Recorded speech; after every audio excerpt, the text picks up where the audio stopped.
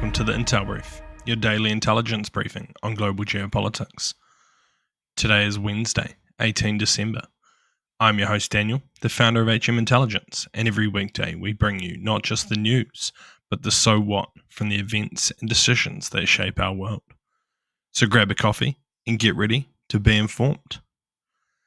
In today's update, we'll be covering a UK court has ruled against Andrew Tate in a tax case, world coal use has hit a record high, and Russia detains suspects over the killing of a General Igor Kirillov.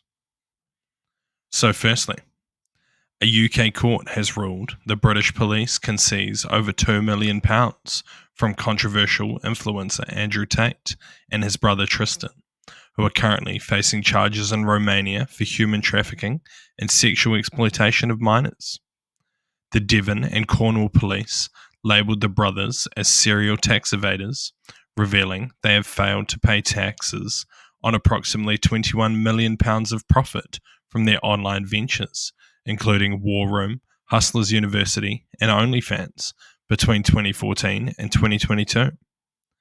The ruling also highlighted a suspicious $12 million transaction between a third accomplice identified only as Jay in court documents.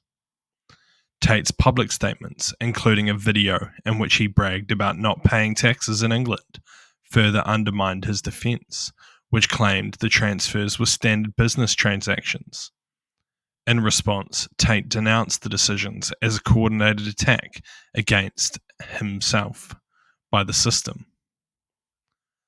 This civil case, which has a lower burden of proof compared to criminal charges pending against the brothers, both in the UK and Romania, marks another blow to their public and financial influence. Known for their aggressive manosphere content, the Tate brothers have amassed millions of followers before being banned from major platforms such as TikTok, YouTube, and Facebook. Their assets and bank accounts are currently frozen as part of broader legal actions. And despite ongoing investigations and public backlash, Andrew Tate continues to defend himself, portraying the legal actions as part of a conspiracy to target him over his controversial views and lifestyle. So what?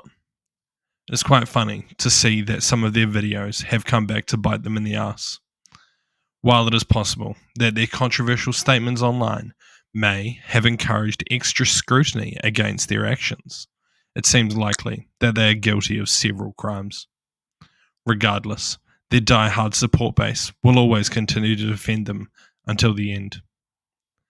And next, global coal consumption is forecast to hit a record high in 2024, surpassing 8.9 billion tonnes, with demand peaking around 2027, according to the International Energy Agency's 2024 coal report.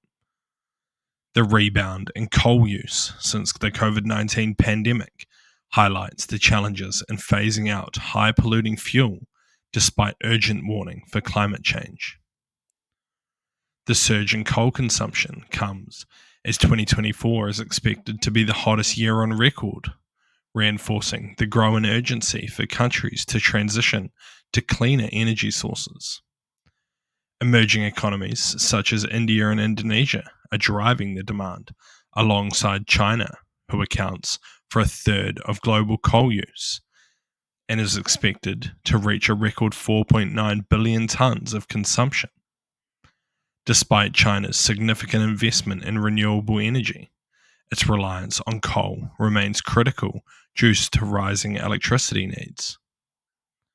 Efforts to phase out coal have stalled, with nations failing to strengthen their commitments at the COP 2029 in Azerbaijan, and the IEA revising its earlier predicted peak of coal demand in 2023. While coal reliance decreases in advanced economies such as the EU and the US, Asia continues to dominate the global coal trade, with countries such as Turkey surpassing the EU in imports. Political developments such as the return of Donald Trump have also raised concerns about the undermining of climate commitments.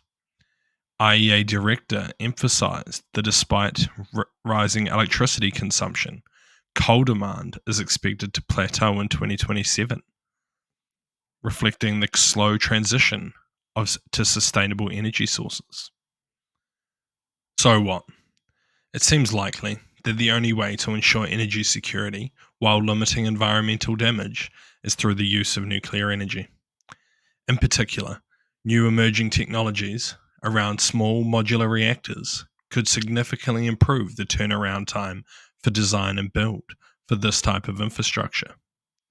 Regardless, it seems unlikely that any country, particularly at this point of time, will put itself at risk in terms of energy security for the sake of the environment, despite the rising risks. And lastly, Russian authorities have arrested a 29-year-old Uzbek national accused of assassinating Lieutenant General Igor Kirillov, commander of Russia's Radiological, Chemical and Biological Defense Force, and his adjutant. The attack occurred in a Moscow suburb when reportedly a bomb detonated that had been hidden under an electric scooter, killing both men instantly. Russia's investigatory committee claimed the suspect admitted to being recruited by Ukrainian special forces in exchange for $100,000 and an EU passport.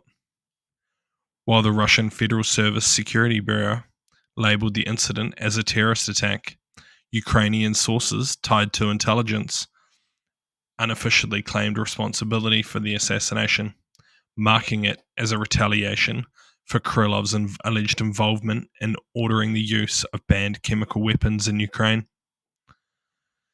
This attack is part of a broader trend of targeted killings attributed to Ukraine's intelligence services against key Russian military and propaganda figures.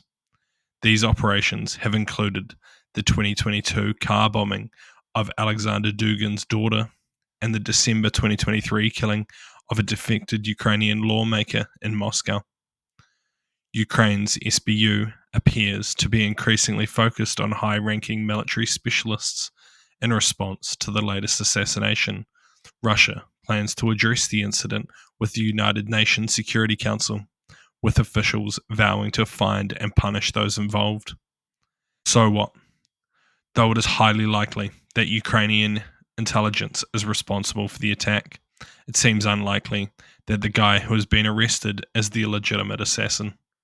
It seems more likely that he's either been set up or paid off to accept responsibility to ensure that Russian authorities can save face.